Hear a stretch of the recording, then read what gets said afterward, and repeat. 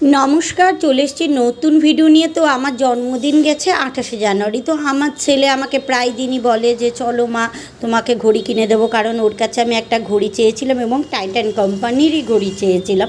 তো ও আমাকে নিয়ে চলে আসলো আমাদের ঠিক ফ্ল্যাটের উল্টো দিকে মধ্যমগ্রামে। তো এই টাইটানের শোরুম, সেখানেই আমরা মা ছেলে চলে আসলাম।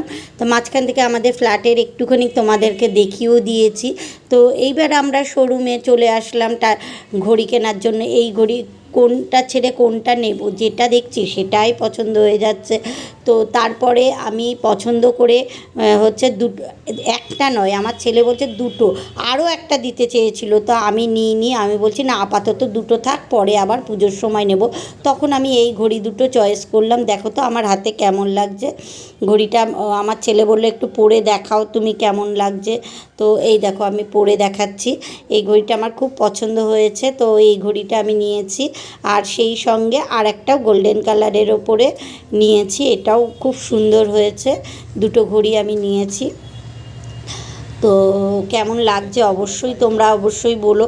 আর যেমনই হোক না কেন, ছেলে আমাকে দিল, এটা যে আমার কত পরম পাওয়া সে শুধু আমি বুঝতে পারছি।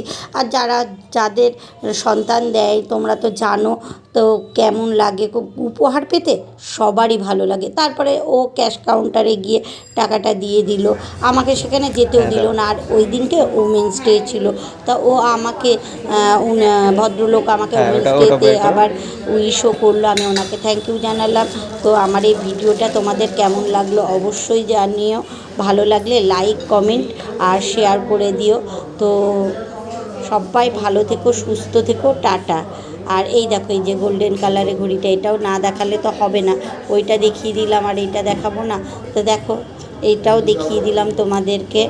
আর সবাই ভালো থেকো, আবারও বলছি টাটা।